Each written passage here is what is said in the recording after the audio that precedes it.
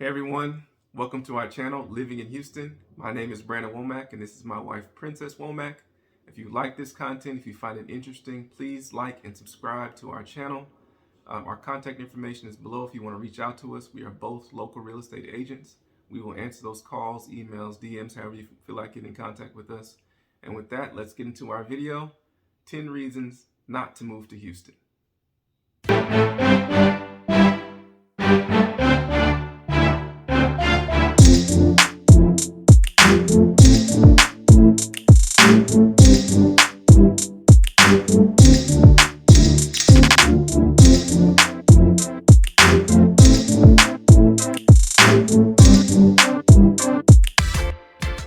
Number one, the weather.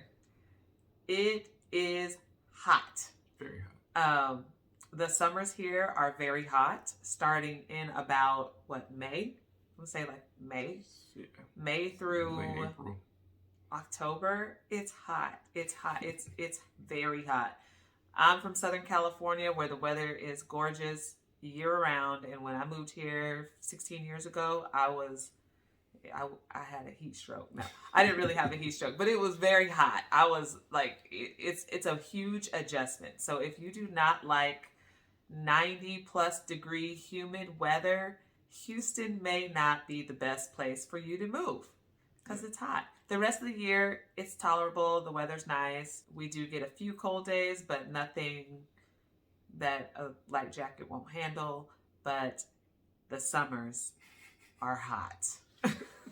And another thing about Houston, if you like fall and the seasons changing and the leaves falling and all that, we don't really have that in Houston. So the leaves, they change a little bit, and they fall, but it's not the same. You know, you don't get those autumn feelings in November when it's like all the leaves are falling and it's the orange and the yellow. Yeah, we don't have that. It's just kind of green all year round for the most part. So if you like seasons, we have summer. And we have mild, winterish, spring. So there's no real winter. I think it's snowed maybe 2 or 3 times in the past 10 years, but it was not even like an inch of snow. It's barely snow. You can't really call it snow. And the whole city will shut down if there's any ice or snow or anything. So be prepared for that. I will say this. From about October till April, May is great outside weather. Yes. So you do get over half of the year where you can enjoy walking outside, riding bikes outside. So if you enjoy outside activities, that's the time of the year to do it. So number 2 on our list is traffic. Houston is a very populated area. There are a lot of people that live in Houston, and all of them have cars, every single person. So one thing that's bad about Houston is we don't have a lot of mass transportation. So everybody's on the road in the mornings. And so traffic can be very, very bad. There's a lot of freeways, a lot of ways to get around. So that's one good thing. But during rush hour, you're pretty much going to be stuck in traffic pretty much anywhere you go, especially if you're commuting from out of the suburbs into downtown area. So if you live out in the suburbs, you probably won't experience it too much. It won't be that bad. But if you have to commute into downtown, the traffic can be pretty bad. You can expect pretty much, at least a 30-minute commute from any suburb in Houston. So that is one of the bad things about living in Houston. Another thing about the traffic is the roads are always under construction. Always. They're always expanding the roads here because Houston is a very big city and we need more freeways. So there's always construction on every freeway, and in other cities they tend to use less popular times, I guess, to work on the freeways, but not in Houston. In Houston, it could be Monday through Friday, 5 p.m. They may shut down 3 or 4 lanes. Yeah. So, yeah, it's pretty crazy. And one thing that always surprises me is like Sunday at 2 p.m. there's traffic, and you're like, it's Sunday at 2 p.m. Like, where is everybody going? Where are you going? So that I never could figure that out. There's certain freeways that are always like that, and we'll have future videos that'll tell you which ones to avoid if you don't like traffic. But yeah, that's always a shock to me. Number 3 is property tax. Texas is known to have higher property tax. So if you are planning to move to Houston and purchase a home, the property tax will add quite a bit onto your payment. So that is something to consider. The property tax here in Houston on average is about 2% citywide. Houston has a ton of suburbs, and in the suburbs, they are constantly building. And when they build, the property tax is always higher. And I'm going to say, and I haven't looked it up, but I'm going to say that it's probably somewhere around 3 to 4% in some subdivisions. That can add a substantial amount onto your payment. Though Houston does not have income tax, it does make up for it in the property tax. So that is something to consider. You are not able to afford as much house because you do have to factor in the property tax, unless you decide to move into an area where the property tax is closer to 2% or lower. Just for an example, a house that is $250,000, when you purchase that home with the property tax, it will be around $5,000 for the property tax annually for that. So just give you an idea of what you could be looking at when you purchase a home in Houston. Number 4 on our list is bugs. And so neither one of us are Houston natives, so we were not used to the bugs in Houston. I've lived all over, but I came from Michigan when I moved here. And first thing I saw was a tree roach. They're like, no, like this.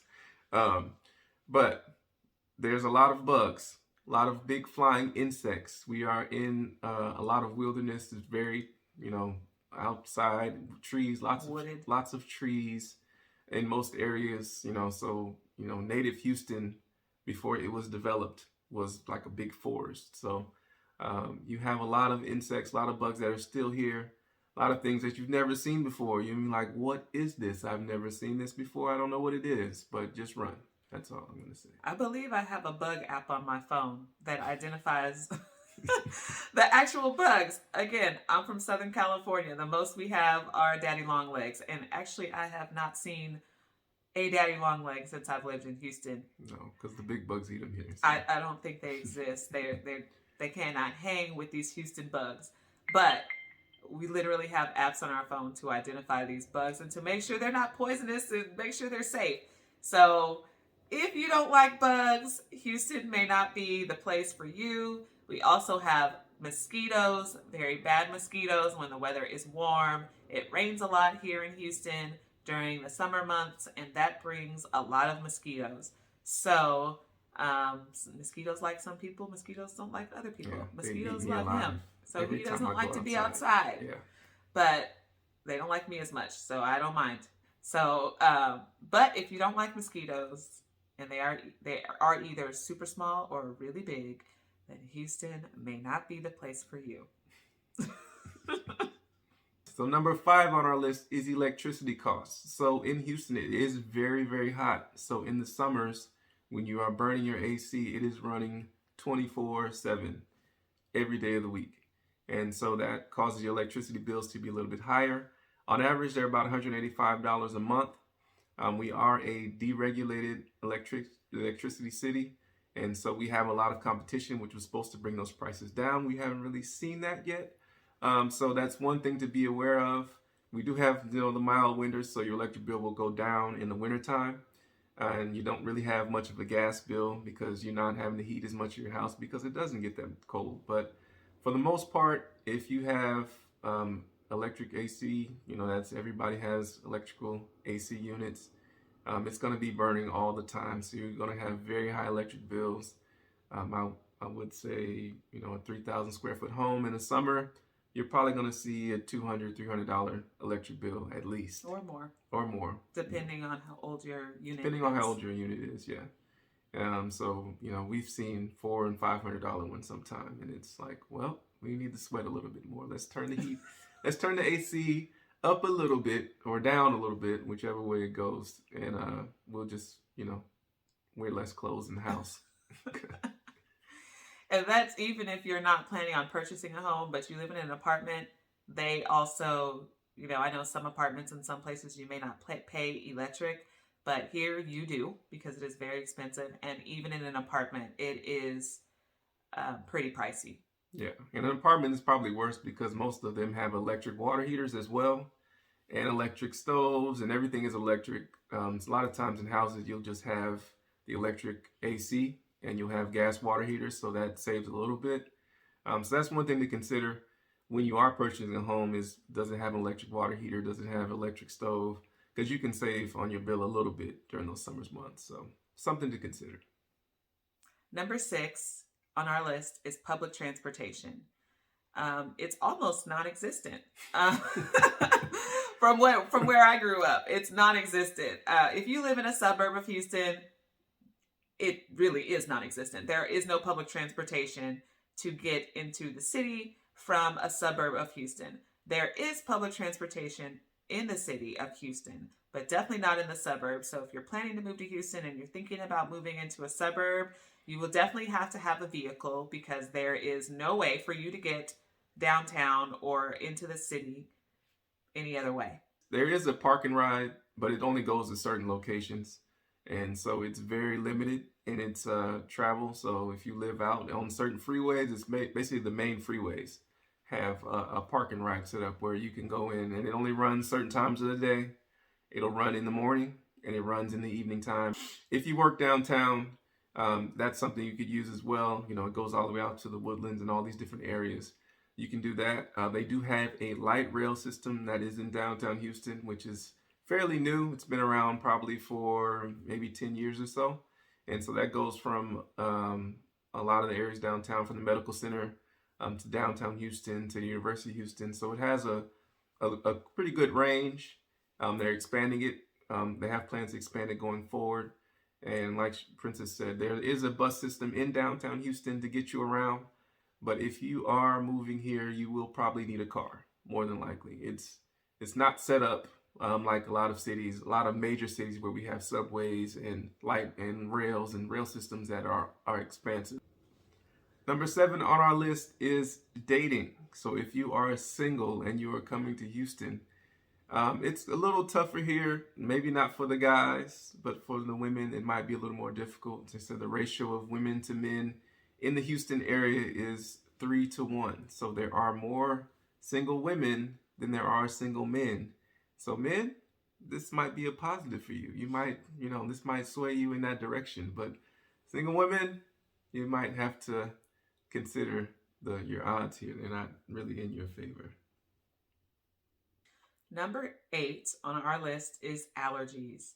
If you suffer from seasonal allergies, know that they are going to be horrible here in Houston.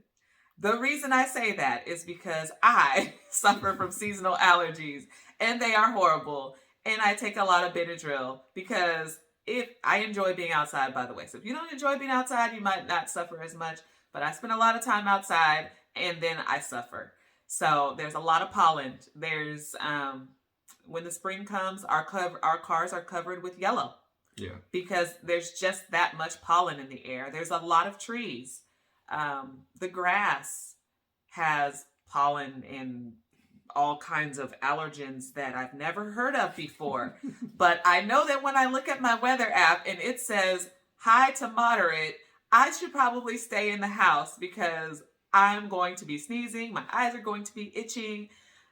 Most people I know that suffer from allergies struggle in Houston during that time of year. So if you struggle with allergies already where you live, you will probably struggle with your allergies here in Houston as well. Yeah. And if you don't have allergies, I didn't have allergies until I moved to Houston. So I never sneezed or had any issues in the summertime or spring when it's high pollen. But now that I'm getting older and I've been here for a while, I'm starting to notice that I get headaches when I'm outside and it's, spring or fall and the seasons are changing and I start to sneeze and get itchy eyes. So I think it's just a fact of life in Houston. If you live here, you're probably going to have some allergic reaction to the outside and all the weather and trees and everything else. So something to think about. Number 9 on our list is zoning. So this is something that's probably more affected if you're living in the city of Houston. City of Houston does not have zoning, which means you can have a house next to a machine shop, next to a grocery store, next to a bar or a restaurant. It can be anything. So people have the free will to build whatever they want on their property. So there's no zoning. And so you can find this beautiful property down in the city of Houston. You're like, oh, this is wonderful. And it can be empty lots everywhere. And you build this beautiful house, and somebody will build a machine shop right next to you, and they're working 24 hours a day. So there's no control. Out in the suburbs, it's a little different. They have a lot of deed restrictions out here, a lot of HOAs, so they control what can and can't be built in the subdivisions. But in the city of Houston, if you're planning to move downtown or in those areas down there, there are no zoning. So I know a lot of places they are changing over how the houses look. So you have these older houses, and then you have a 3-story townhome right next to it. Beautiful house. But this just doesn't, the neighborhoods don't match, and everything can be different. So if that's something you like, or if you're thinking about when you're moving, you want to be in an area where everything's kind of, suburban, or all the houses look the same, you might not want to move down into the Houston area, or you want to make sure you understand the zoning rights in your area that you're moving to. Right, because it can also affect, if you purchase down there, it can also affect your resale value based on what is around you and what is built around you. So it's always location is always something to consider when moving to Houston.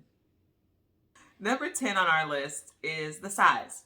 Houston is huge. It is the 4th largest city, I believe, still, right? Yes, 4th largest city, 4th largest city in the United States. So it is huge. So, for example, you may think, I have friends who moved to Houston around the same time that I moved to Houston, and we're like, awesome, we live in the same area. Let's get together. Except for, put it in your GPS, and they live an hour and a half away, but still considered Houston.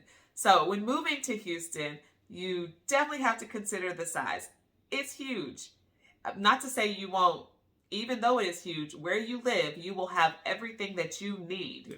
But as far as going to see things, if you're going to go to major events or go to visit family or friends that also live in Houston, you may be an hour and a half away from them. Yeah. Houston is very large, like we said. So that's 4th largest city based on population. That's not size. And so I've seen some maps where like the city of Delaware can fit in the footprint of the city of Houston. That's how big Houston is. It's pretty crazy how big Houston is. So I mentioned, seeing friends and family, and didn't mention work. So that's also a big deal. So Houston's huge. And when you're looking for employment in Houston and you live in one suburb or you live down in the city, you definitely want to make sure you don't have an hour or 2 commute. Yeah. And that can definitely happen in Houston. So when looking for a job, you definitely have to consider the location. Always put it in your GPS and make sure it's not too far of a commute, because then you're factoring in traffic and regular time. Thanks again for watching our video, 10 Reasons Not to Move to Houston. Don't forget to subscribe, and if you enjoy this content, go ahead and like it and hit the bell so you can receive notifications when we post new videos. We post content on Houston and the surrounding areas all the time. Again, our contact information is below. Please feel free to reach out to us, contact us, email us, send us a DM, however you want to get in contact with us. We'd be glad to hear from you and answer any questions you may have. And thanks again for watching. See you later.